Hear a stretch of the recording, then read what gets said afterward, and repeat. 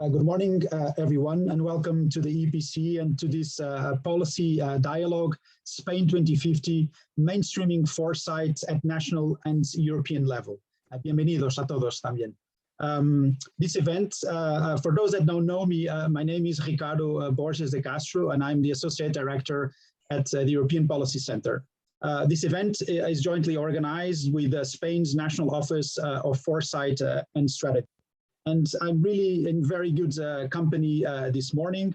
So I'd like to also to welcome Diego Rubio Rodríguez. He's the head of Spain's National Office of Foresight and Strategy. I've also with me Beata Kolecka. She's the head of the Foresight and Strategic Communications Unit at the Secretariat General of the European Commission. I have Antoine Cahen, also head of Strategic Foresight and Capabilities Unit at the European Parliamentary Research Service at the European Parliament. And last but not least, Janaa Tapanainen-Thiess, who's the Secretary General Government Report on the Future at the Prime Minister's Office in Finland. So really, I mean, I couldn't be in better company to bring more discussion and reflection about foresight. And indeed, I mean, the use and practice of strategic foresight is today more widespread at the EU and national level.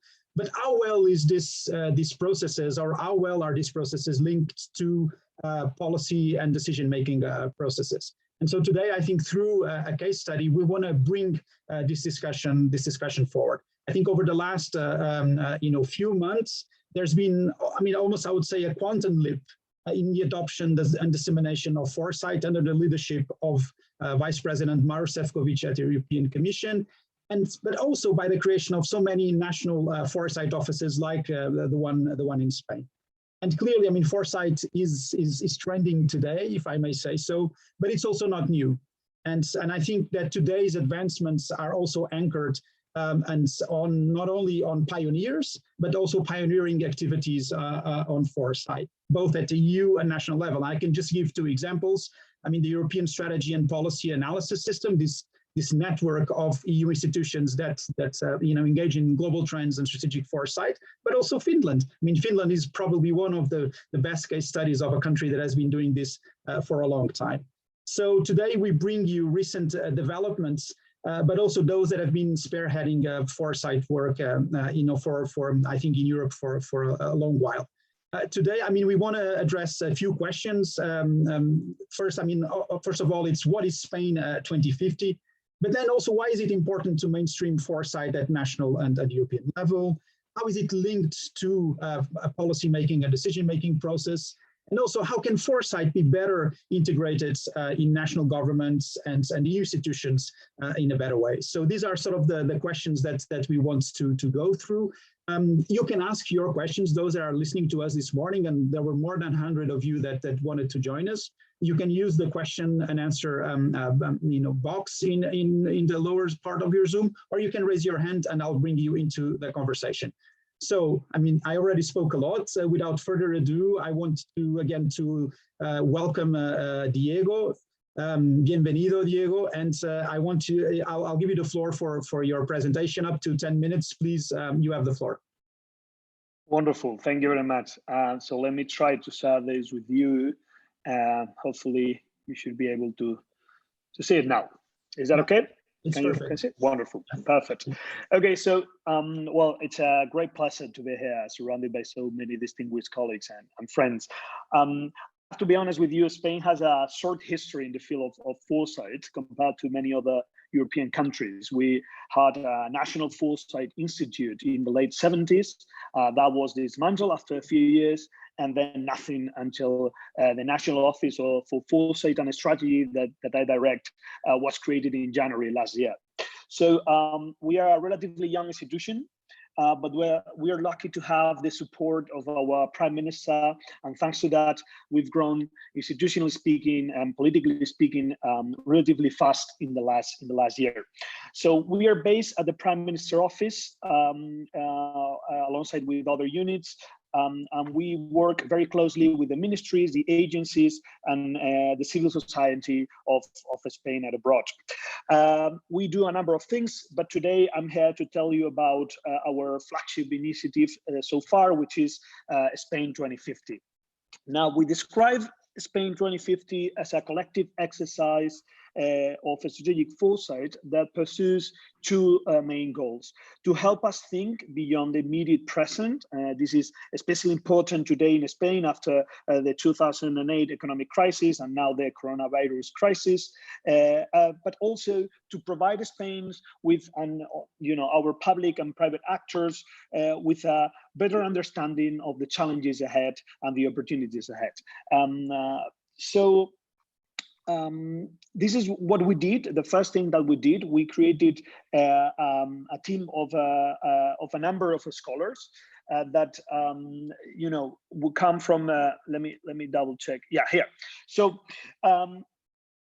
In order to achieve this goal of creating this long-term view for the country, we asked to ourselves one question. We divided the 27 members of the EU in different levels of performance according to a number of standard economic, environmental, and social indicators.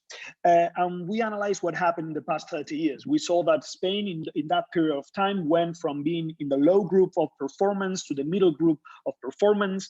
And then we asked ourselves the questions: what should the country do in the next 30 years to move from the middle group to the higher group of performance, the group that we call the EU8?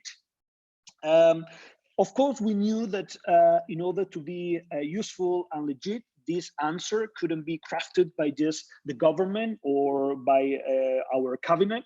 It should be born from the whole country. So what we created is a team of 100 scholars that work with us for over a year in this project. I don't have time to get into much details, to be honest, but just so you get an idea, this is a very broad document. It's 600 pages long, and we analyze the 9 main challenges that we think Spain is going to be facing in the coming decades. As I said, we don't have time to get into details, but I wanted to share with you at least 3 main ideas. Now, one of the ideas is that we want this to be a very scientific document.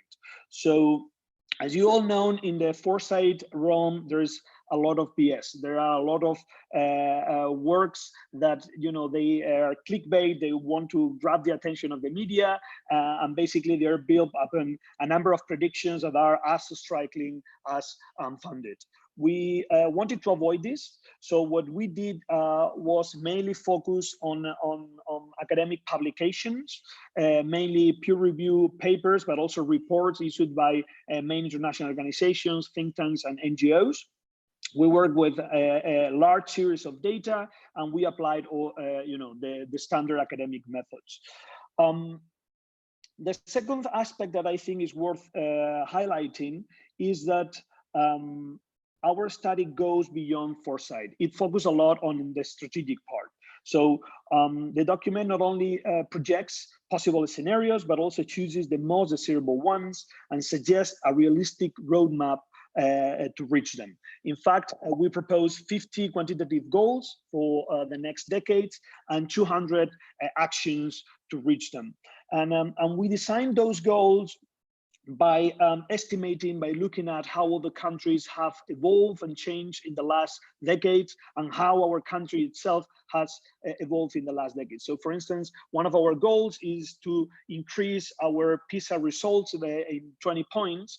And in order to see whether this is feasible or not, we analyze how our own nation evolved in that regard in the past decades, and also how other countries are doing it, right? To see whether this is doable or not, and what measures could help us to achieve that goal. The third and last element that I want to share with you very quickly is the idea that the whole plan is built upon huge trust in the future of Europe. I'm well aware that these are hard times, in which the most fashionable stand among scholars is to say that Europe is doomed and the future is only in Asia or in North America. But we also know that this view is not new at all. You can read Spengler or Toynbee's book that were published in the beginning of the 20th century that were already saying the same. And we know that this is not true because data doesn't support that view. When you look at the numbers, you see that Europe, in our view, has, despite all the shortcomings and weaknesses, the most advanced and promising social, environmental, and economic model that you can find in the world right now. And that's why our goal is to converge with the most advanced countries in the EU and not with China or the US. We presented the first document to the public 3 weeks ago, the first draft crafted by the scholars. We received a lot of media attention. Spain was trending topic for a few days in Spain. We had a number of downloads and more than 300 press articles in the first week analyzing the content of the strategy. There were some praising the strategy, some criticizing the strategy, of course, and we even became memes, which was great. Because this shows not the quality of the work that we've done, but mainly how interested society really is in the future. When you open this conversation, people really get excited about it. What are we going to do next? We know that we believe this is a good beginning, but we believe that this is just a beginning because scholars are biases and they don't represent the whole of society, of course. So what the Prime Minister announced the other day was that we are now starting a national dialogue in which over 100 institutions will take part. They are already participating, in fact, a national dialogue that will take place in the 18 autonomous regions of Spain that will last for several months, and in which we will try to improve the document, gathering the insights of all these different agencies and institutions. To be honest, we don't know what deliverable are we going to get out of this exercise, but we don't really care that much because the real goal for us is to make people think about the future, to make public and private actors to enhance the view and to expand the time horizons, and that is something that we are already doing. So we're happy with that. We also want, and this is probably the main target of the whole exercise, to get to the country to craft together a vision of the future that we want to reach in the coming decades. And we think this is very important because when we analyze history, you realize that common goals usually drive progress. It is the most important changes that have happened in Europe, in the world in the past decades, all had happened because we had a clear idea, a shared idea of the future that we wanted to reach, and then we work together to reach it. So data tell us now that we don't have that common goals of the future and utopias anymore. If you ask Europeans, you all know this data. Most European think that the future is going to be dark, that younger generations are going to be worse off than previous generations. To me, this is the real threat to the European project. This is the real threat that Western democracy as a whole is really facing, right? Because this is making this idea that the progress is going to be worse and the future is going to be worse, is making many people challenge everything. Not only the things that are working, and that's obviously good, but also they're challenging things that are working and that have been working properly for the past decades. And that's a real danger that I think we need to fight back.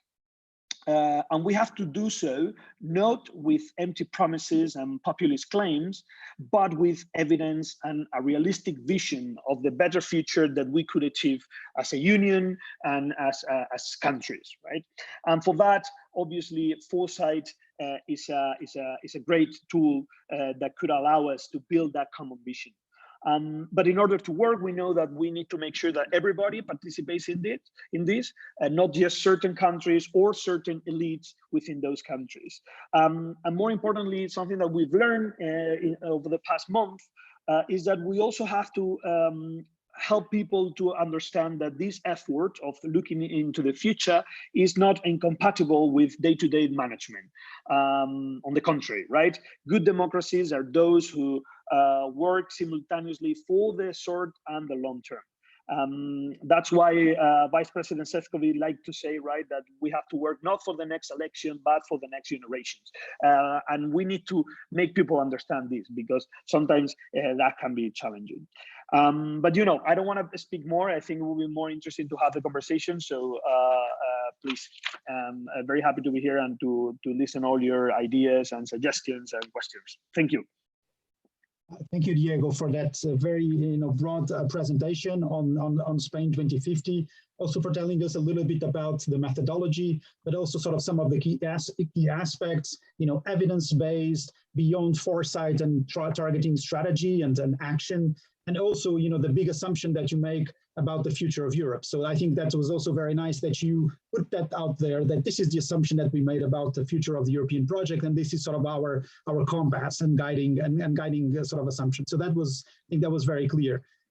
So thank you for that. I would like now to ask the other guests to sort of have a first reaction of up to 4 minutes to the presentation that Luis just made, and then we'll have a conversation. I would start with Beata. Beata is the head of the Foresight unit at the European Commission at the Secretariat General. Beata, you have the floor. Thank you very much, Ricardo, and I would like to start thanking for inviting me for this seminar and presentation, and with congratulations to Diego for this great piece of foresight work.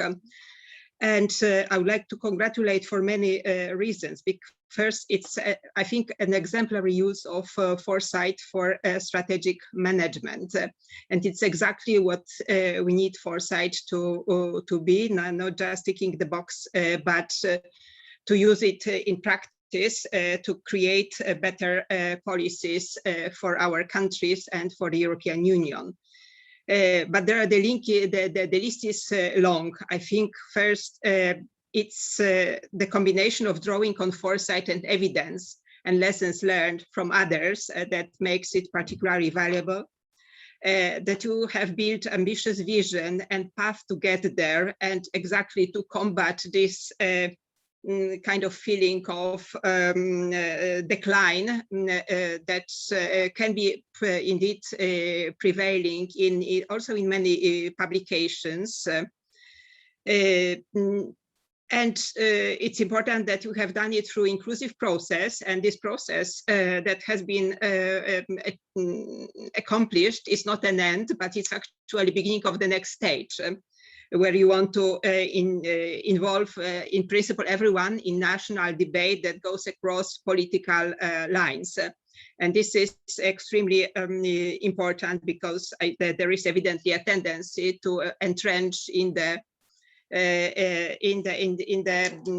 behind the political lines in the political debate, and evidently this does not serve reaching the best possible objectives and results. And you are challenging a number of key trends that perhaps are not so positive. First, this short-termism, bringing the long-term vision, and this is exactly what we are also trying to do on the European level and in the Commission. Then we are told for a number of years that actually the decisions, including decisions of the electorates and people when they vote, are more based on emotions than on evidence. And well, although recently the trend seems to be reversing, I hope that it's going to stay with us for longer after the experience with COVID and not so successful populist narratives that have not delivered. So I think this is an important attempt to contribute to reversal of this trends, and as I have already mentioned, challenging the prospect of the decline. What is particularly difficult in the endeavor like yours, but we face it also at the European level, is to go beyond the political elites, the think tanks, and to reach with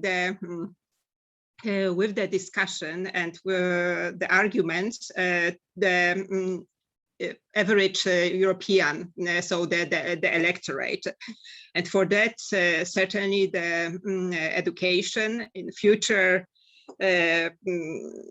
priming of the wider population is extremely important. We have recently spoken with a colleague representative of Finnish Parliament to the European institutions, and he told us that there is a future education in Finland, which is actually addressing all citizens, and I think it's a great example what probably we should think more at European level. I can speak about what we are doing on the European level, but I'm not sure if we have time. So maybe very briefly. I think probably during the discussion we can bring also, what are the key objectives of the Commission regarding foresight, and particularly in this aspect, because I think this will be a relevant one that everybody will touch upon, which is how do you ensure the sustainability of these, let's say, of these plans and bring them also to society? And I think that's also the next step that Spain is taking. So I think this would be, I think we can have that conversation right after. But now, Beata, if you wouldn't mind, I would go to Antoine and then Janaa, and then we come back to you as well. Thank you. Yeah, thank you very much. Antoine, I mean, you're in the European Parliament.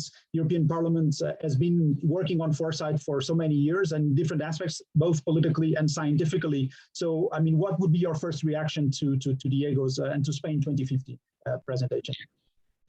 Thank you very much, Ricardo, and thank you, Diego, for the presentation and for the report. It's not easy to comment in 4 minutes over 675 pages, so I won't try even. I must say I have very positive reaction. It is first a very well-written report, easy to read, and I think that's a good thing to increase the participatory process on it. It is there with a wealth of information, analysis, and proposals, as you described, 90 challenges, 200 proposals, based on 2 scenarios and backcasting. I think that's a very also interesting thing, and we would need perhaps to have a further workshop just to describe the methodology, because there are many lessons to be learned from it. And I saw the success of the presentation, and I think the national dialogue you're launching is also very interesting. As was said, we are entering a new era for foresight, supporting policymaking, so which is caught into the wording anticipatory governance. So from these 2 words, how can we make it a practice and make it operational? So the work of the Oficina Nacional Prospectiva y Estrategia was very important in that respect, and I think it opens the way to also other member states to enter that field. It exemplifies the added value of foresight that can bring new tools to policymakers, both at national and EU level, to address the many challenges ahead. Of course, the COVID crisis has accelerated that move. But we're still perhaps in what Angela Wilkinson, in a former paper for an ESPAS 2017 conference, you know well that paper, Ricardo, described as a tuna world. I think this tuna is still there. Simultaneous turbulence, unpredictable uncertainty, novelty, and ambiguity, perhaps even at a high level. As was mentioned, an increasing number of member states, drawing on long-standing experience of Finland, for instance, are equipping themselves, and Spain has shown the example, rebuilding what was abandoned after 66 and now since last year, so that's very good. Commission Vice President Šefčovič is in charge, as was said. In the Council, in the EAS, new entities and units have been set up, and not least in the European Parliament, with the Strategic Foresight and Capabilities Unit, S4, placed directly with Director General Anthony Tisdale in EPRS, and which I'm happy to lead since last January. I had worked on foresight when I was in Spain, in the IPTS in Sevilla, and at the time we had no national counterpart in foresight, as Diego explained, and I'm very happy there is one now. And after a few years in legislation, I'm very happy to be back to the era. I think one added value of the report is first to stress the European dimension. It's very interesting, of course, from us, seen from Brussels, to see a national activity led with a strong European focus, as Diego has put, explaining the EU aid notion. And I think it's one aspect we could develop and work on Foresight, in particular in terms of inequalities and in terms of fostering cohesion in the EU. I think it's a notion we could work on really. And we'll be happy to develop that conversation. I like very much in the report the notion of strategic conversation. I think there is a lot to be drawn out of this. We could do that in our own activities, in Espace, in the Foresight clubs we are holding, and we'll be inviting to further develop that with you, Diego, and other national contributors in Foresight, and invite you there. And what I liked in the EU dimension is the EU optimism you show. This is, I think, quite a novelty. It would seem obvious, but it is not at all. So I think this is a very welcome notion. The second dimension I appreciated is the time dimension towards 2050. Of course, we could have quite technical discussion on what is the best possible horizon, 2040, 2050, but I think this is a very interesting set. What you call in your start of the report, the hambre de futuro, the hunger for future, and how to best create that among the population. I think it's a very interesting notion. Hambre de futuro, I think the good way out of what you very well describe as short-termism, the sesgo cognitivo hacia el corto plazo, I think we have to address that. Not least because it's a big question for democracies against rivals and threats on the international scene, and not least from the authoritarian regimes. So I would like to conclude my short words on this notion of conversation estratégica, conversación estratégica, because it has very much to do with my unit, what my unit is in charge now, which is not only foresight, but capabilities. So help fostering EU capabilities. Of course, a lot will be there on the table when the Commission puts forward their second Foresight report on open strategic autonomy. So it's one thing. And I like the link Diego made with a roadmap. I think it's not about only analysis, scenarios, foresight techniques. It's making things operational to best support policymakers. So making intermediary step towards policymaking and decisions. So this notion of a roadmap, which is not like we're very used to in the EU system agendas. It's something more than just an EU agenda on.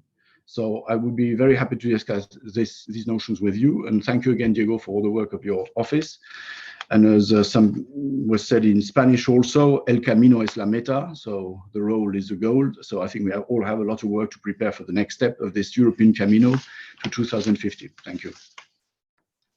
Thank you, Antoine, for your remarks, and also really for highlighting that element, which I think sometimes is missing, as you said, from Foresight work, which is optimism, which is actually sort of building this vision and then sort of mobilizing society, everyone in society towards that vision. So I think that's a really important, I think, insight as well for us. And now, Janaa, I mean, you have, not only, experience in your country, but globally helping governments and others to do these things. And you've been doing this for a little while. So, what are your first reactions to Spain 2050 and Diego's presentation? The floor is yours. Breathtaking. So congratulations, Diego. Amazing work. Really, this is something I'd like to welcome you to also present the work that you've done in Finland. Really, so first of all, congratulations. It's a massive piece of work. We all know who are engaged in this kind of work, what kind of effort this requires, and to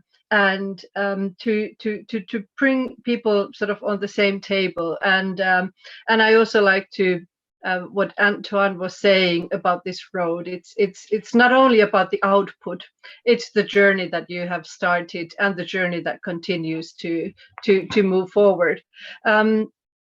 I think what is so beautifully seen in this piece of work is also the extent of co-creation, collaboration, participation, and I think these are sort of personally for me sort of the kind of core values in doing Foresight, that we really we're not sort of in our bubbles with the elites. That was a little bit addressed previously, but we try to really broaden the the base with whom we have dialogues, and this is something what you have showcased perfectly. It's really breathtaking work, and it has required a lot of manpower. It was already before this started. I was asking like how many people do you have for this, because it is very impressive. What I also liked is this national dialogue element that you have integrated. We have also in Finland now been working on our government report on the future. One part of that is scenario work on Finland for future generations, and another part of that has been citizen dialogues, where we wanted to sort of also do the same what you are doing as well, is to really to engage with citizens and to listen to their fears and hopes about the future, and to sort of to make sure that the sort of scenario work that we've been doing is not only that we're not in our bubble, that other issues that raise in the scenario work, same issues that rise when we are engaging in these citizen dialogues. And I think this is wonderful, and I'm really looking forward to hearing also more about them. I also like the sort of the long term, the combination of the long term and the short term. So really to use this futures work for informed policy making, and you have a very strong emphasis in the strategy part, and I think this is very important to not only sort of stay in the future side of things, but to bring it to today into those decision-making processes. And this is something that for sure we can all benchmark now how you are engaging and continuing this journey. And I think anyway, it's the pressing issues of today do very often take our occupy our decision makers' minds. So how to create those spaces where we can go and take the trips into the future, stay there for a while, and really try to think how things can move differently, and to start the dialogues also on uncertainty. So not only these continuations or where things are looking to be heading, but to talk about uncertainty, and this is something that you have also addressed. So congratulations, great piece of work, and yes, the journey is continuing. We're very happy and looking forward to collaboration on this journey with you together. And I think this initiative of Commission is wonderful now with this European EU-wide Foresight network, and I'm honored to be a colleague of Diego in the in this network, and I'm looking forward to us sharing experiences from our different countries, how Foresight is being done, and start co-creating, collaborating, and increasing participation from within the network. Thank you. Thank you so much, Janaa, for your reflections. I know that I gave the three of you that spoke last a really hard a task, which was to comment on such a big study and also to bring some of your insights. But I think there's a thread in what the four of you mentioned was the issue. First of all, I mean, Foresight is let's say it's a team sport, but should not be an analytist sport. So it needs to be brought to society, needs to be brought in a more sort of a more mainstreamed and down, sort of maybe even down to earth, so that people can really engage and have buy-in. But there was another element which I think all of you alluded, which is for the sustainability of these processes, not only of Foresight, but a strategy that has such a long-term sort of vision. The sustainability of this is sort of this cross-party, this cross-political, to go across the aisles to bring others into this, so that once a government changes, things don't sort of completely change in terms of this plan. So, Diego, I wanted to bring you in again. How are you going to handle some of these issues in this national dialogue? There's a question from the audience whether you'll be engaging civil society and how you will be doing this. Thanks. And then I'll come to the three. Thank you very much for this. Yeah, easy questions. Thank you very much to everybody. I'm gonna send the record of this conversation to the Prime Minister and ask for a pay rise, because I think this is my best chance.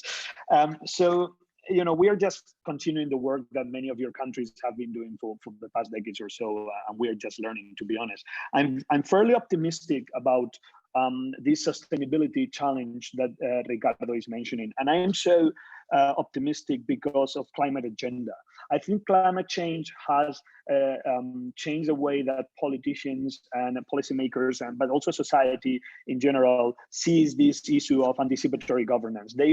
For the first time, they've really realized that, you know, in order to tackle climate change, we're going to need to design policies today and start implementing them and continue to implementing them for the next decades. It's not something that we can solve in a matter of 1 year or so. Now we have to make people understand that that's exactly the same for innovation, education, social welfare, you know, trust in democracy institutions, and so on, right? All these challenges, immigration, all these challenges that Europe is facing, unless, you know, if you consider coronavirus is just one exception, but in general, these are long-term challenges. They've been there for decades, and they will still be there for in the future unless we start implementing these very long-term strategies. So the challenge is, in my view, to make policymakers and the general public to understand this, because one of the reactions we've seen in Spain so far is that people struggle to understand or to accept even when you tell them that immigration is a huge challenge and we won't be solving it in a matter of 2 years. They don't like that. We are a society that is used to have immediate gratification. We get that from our social networks, and we expect the same from our governments. But unfortunately, that's not how things change. We have to help people understand that there are challenges that require time and that require long-term actions. And to me, that's the real challenge, and one of the things that we're going to be trying to achieve in this national dialogue. So far, what we're doing is to answer your question, Ricardo, we have divided the dialogue in 2 parts determined by the epidemiological situation. So we're going to have, now we are having bilateral conversations with all these 100 institutions to see whether they like the document that we presented or not, and which specific part they disagree with. So we gather their feedback, and we are creating a heat map. You know, a map of what are the points in which everybody agrees and points in which not everybody agrees. And then what we're going to do is, after summer, we are starting this national dialogue all over the country, in which we're going to be mainly focusing on those things that not everybody agrees with, right? And we're going to sit in the table very different actors, from, you know, Amazon to a small group of farmers, and we're going to be talking about those issues to see whether we can find some sort of agreement. My impression is that the level of agreement among civil society is much larger than the political debate usually translates. So we tend to think that everybody disagrees. If you follow the European Parliament sessions, it seems that, you know, every single citizen in Europe has a different future project, a different vision of what the future should be, but that's not the truth. The truth is that most people want the same, and there are small discrepancies about how we're going to reach those targets, but they're not that big, and I'm pretty sure that they could be breached if we have enough time and enough energy, if we devote enough energy and time into that. That's my view. Ricardo, we are not hearing you. I know. I just noticed that I still do this. You know, sorry about that. Thank you, Diego, for your reply on how you want to bring this forward to society. Beata, I think the Commission has also has the advantage of probably be able to also think as long term as probably the Spanish government did on this occasion, because there's less political haggling within an institution such as the Commission. But you were just mentioning there were some plans on also how to mainstream this further, and you even mentioned this possibility of bringing Foresight to schools, you know, sort of also to start this early on, and you gave the example of Finland. So what are some of your thoughts, or the Commission, what is the Commission in this respect of sustainability, of really making sure that these things stay on? What are the plans? Thank you, Ricardo, and thank you, Diego, for their explanation how you are going to work, and I wish you much success. Maybe before I start talking about the Commission, I would like to indicate that the timing of your national dialogue coincides with the timing of the Europe-wide reflection on the future of Europe. And I hope that those two processes meet in Spain, but also across European Union. And we certainly need to inject this discussion and feed this discussion with long-term visions, which we hope also to do on the European level. Now, coming to the Commission, actually, as you have mentioned, Ricardo, we are working on two levels. So we have cooperation, interinstitutional cooperation within ESPAS, which is very important and which is now being revived together with colleagues from the European Parliament and other institutions. And this cooperation, which was started thanks to the European Parliament initiative, focusing on preparation of the Global Trends Report. It's exercise, I'm explaining it to the participants of the seminar who maybe are not aware of this process. It's produced every 5 years, but the process lasts for the whole 5 years. And it is published before the new political cycle in the European institutions, before the European Parliament elections, before nomination and getting in the office of the new Commission. So the role of this report is to feed the political discussion and hopefully also the debate that precedes the European Parliament elections, but it also feeds setting of the strategic agenda, the Commission political priorities, and obviously we draw on the internal foresight processes and reflection, strategic reflection in the Commission as well. So this is one a very important process, and now it is matched by the systemic foresight process on the part of the Commission.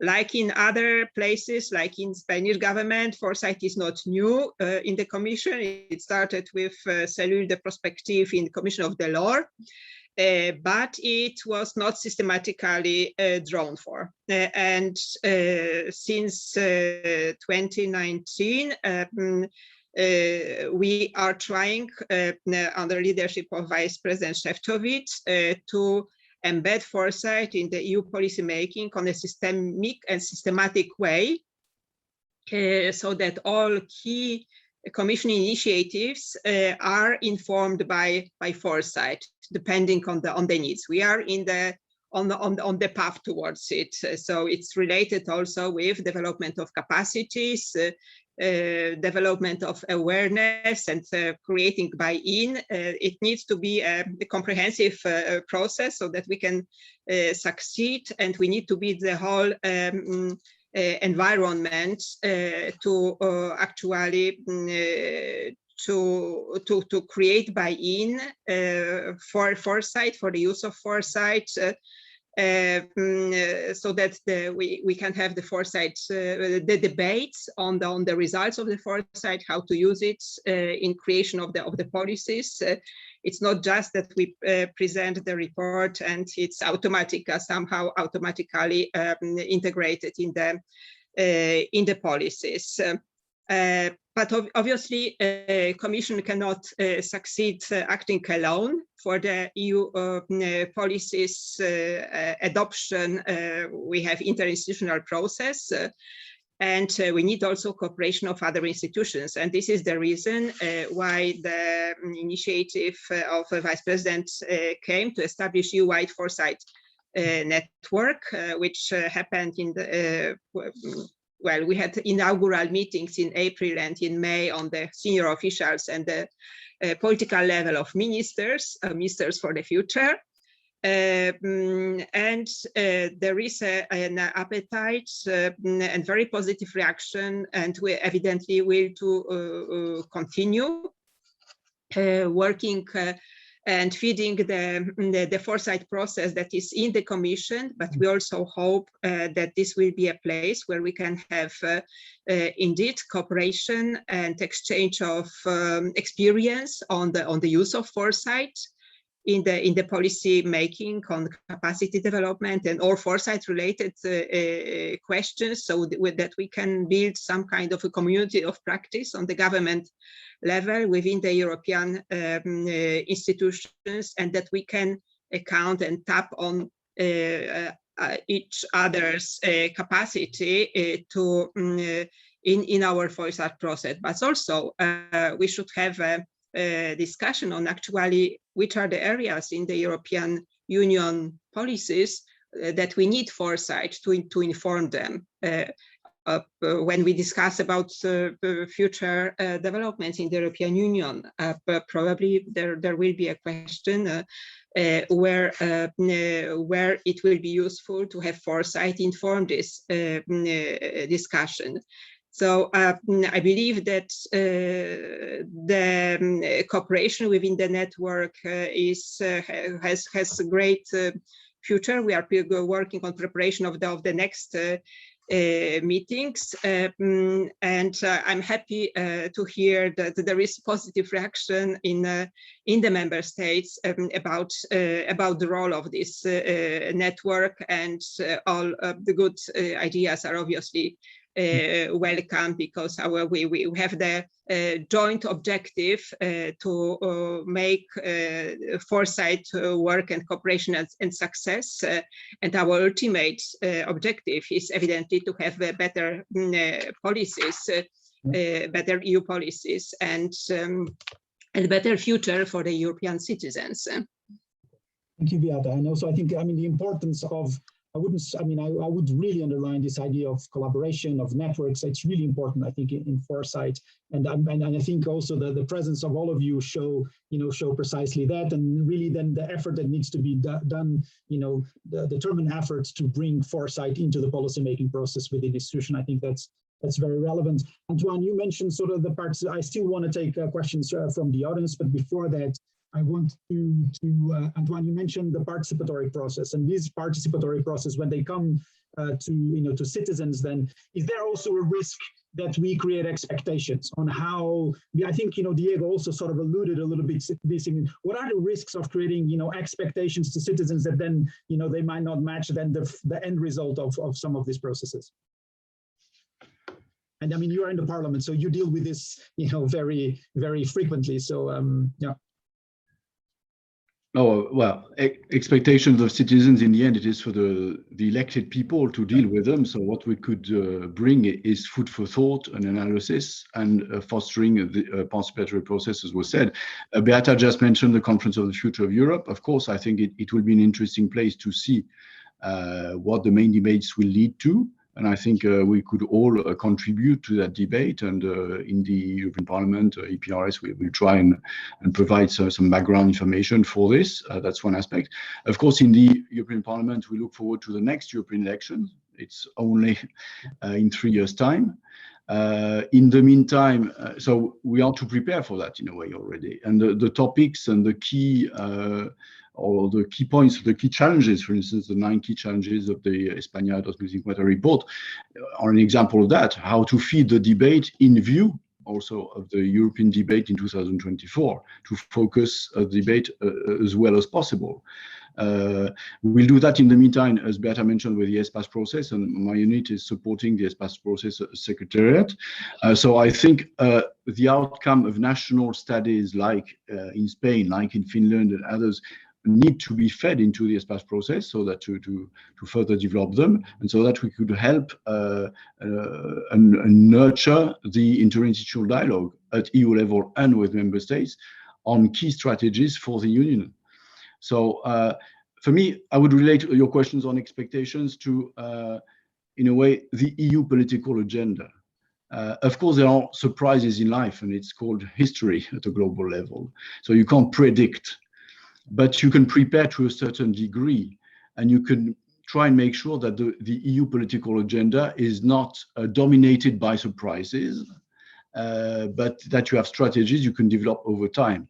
And this is why I said I like that notion of roadmap, because I think it's a notion we need to use also at the EU level to show citizens that even if there is a shock, and there can always be a shock, we know the many crises we've gone through, the EU is able to react. And I think the COVID is showing over time that the EU is able to react. And that anyway, we are prepared for the other challenges, even if there is a shock in a specific area or several. We have long-term strategies that stabilize the union and support its development. So I think it's the role of strategists and foresighters, thanks to the development of anticipatory governance, to give ammunitions to the policymakers, so to make sure the EU political agenda is fed with stabilizing policies, I would say. Thank you. Thank you very much, Antoine, also for giving a clear, mission to the Foresight experts and all of us that work on this at the working level. Janaa, you have had to deal with some of these issues practically also in the exercise that Finland has been conducting, but before in this engagement with citizens and this issue of the expectation. So how have you managed? Do you have any good advice also for Diego now when he takes the conversation further afield within Spain? So what we've had in Finland, we collaborated with Time Out Foundation, and they have a certain method of conducting dialogues. They are not focused on trying to create a shared understanding. It's more based on so-called experience talk. So it's people come without titles. They come without sort of the baggage of their professional, they just come as persons, and they share experiences. So what we did is we selected a song to start those conversations with, and that song was from a couple of years back, from a singer who rewrote a older song, and it's about Finland and being a Finn, and belonging to a minority himself. He was able to change the wording in a way that it was very moving. It was about, how do we define who is a Finn? What is it being a Finn? What does, who sort of belongs, and we have also some difficult conversations that we have to have in Finland. It's not all, we are the happiest nations, but still also we have elements in our society that are not so positive. So it's a so-called experience talk. People just come together, we listen to the song, and then we just started the conversations. What are the thoughts and feelings people have based on this song? And then we, after this short discussion, we moved into a more focused questions regarding the future. So what are their hopes about the future? What are their fears about the future? And trying to direct that conversations towards 2040, but not expecting that based on this discussion we will come to a conclusion, or we still see, or we would see things differently, but just listening. There are certain rules how to conduct these conversations and dialogues, and one of them is to listen. So when other people talk, just listen. And so what we tried to aim at is to bring people of different backgrounds, from minorities. We had I think every minority of Finland represented, and really try to create this platform where they have the feeling they are being heard, and then just listen. So what we were doing is just writing down what they were saying and listening. What are the issues that they are raising up? And this is now fleeing and sort of flowing into our government report on the future, but more as insights, like what are the issues, and the outcome of it is that in comparison to the scenario work that we have done, the issues don't differ. So we've been, it's almost like a check, a double check, that are we have we been able to also cover issues that are relevant for the citizens? And but our learning, one of the major learnings for us was that we didn't have expectations. We didn't expect for certain dialogues to come out with certain outcomes. It was the value of the conversation was the conversation itself, the dialogue, and to listen to people who normally would not participate in these kind of futures dialogue. So we didn't want the CEOs or the professors or, you know, the high-ranking people. That was almost the opposite. So we wanted people who are retired, the immigrants, you know, all the minorities, and sort of people who normally wouldn't participate in these kind of discussions. Those were our kind of focus group. So we broadened our horizons also. Who is participating when we talk about the future of Finland? And I think this is something what we have to be, our practitioners, we have to be very aware who is participating in these talks and who is perhaps left outside, just to make sure that we include, it's inclusive processes. Yes. So sorry, it wasn't a short answer, but it's okay. Yes. It's okay. I believe that the inclusivity is a really important message. I mean, I'm going to overrun 3 minutes if you allow me. So because we started a little bit late, I mean, there's a few questions that I can group from the Q&A box, and these are mostly for Luis. But I'll ask already also my last question to all of you. So I mean, the question to Luis is that there's a lot of colleagues in the Q&A box asking how you will involve the communities and the regional autonomous communities, how you will engage opposition parties. Will this be sort of a bilateral dialogue between the president of the government and the presidents of the regions? I mean, so there's questions on how this process, the national dialogue will be, and also, I mean, how you will engage with opposition. The question for the four of you is, are you optimistic? To bring, Antoine's sort of expression on optimism, are you optimistic about the future of foresight in Europe? And that would be sort of the two questions. The last one just for the four, and then we need to wrap up. Diego. Thank you very much. So we're going to be addressing the different aspects of the strategy in the different autonomous regions of the country. Those will be roundtables open to everybody, of course. So we're going to be coordinating the participation of citizens through civil society institutions, from associations of teachers to big companies, small companies, anything. Regional governments will play an important role, of course. Also, local governments have to be key, and they will be invited and they will participate. And obviously, all the political parties will be invited. So far, the document has been crafted by 100 scholars. No political party has taken part on the exercise, not the party of the Prime Minister, neither. So now we are going to be opening the roundtables for all of them, and obviously all of them will be here, and we are very much looking forward to have their participation, because if there's something that we know for sure is that the only way that these long-term strategies and views can survive and can be effective is if they are accepted and they're shared by different political parties that will be ruling the country probably in 4 years, in 10 years, or whenever. So yeah, everybody will be invited. Thank you, Diego. I'll go now for the last question. I'll start with Janaa. Janaa, are you optimistic about the future of foresight in Europe? Absolutely. Very good. Thank you. Antoine.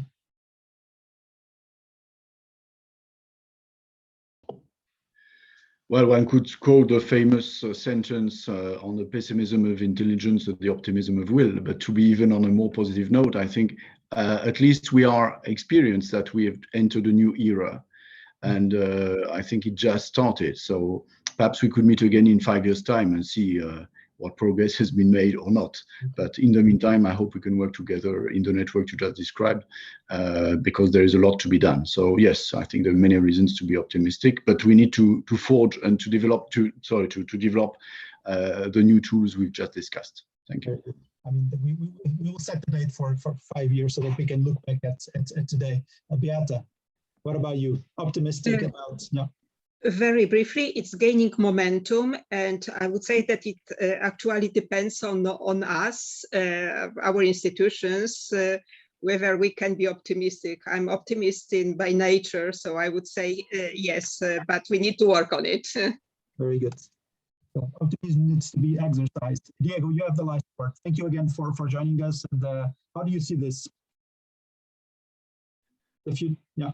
I'm very optimistic. I'm very optimistic, you know, but among other things, because what we are trying to achieve is basically using scientific tools to do something that human beings have been doing since we are human beings, which is envisioning the future. This chronesthesia is called, envisioning better futures and working to reach them. This is what we've been doing as a species for the past 300,000 years, and we're gonna keep doing it. The matter now is whether we're gonna be able to we're going to keep doing it using religious faith and other beliefs, or we're going to be doing it by using data, science, and hard evidence. And I'm positive that we're going to end up doing that.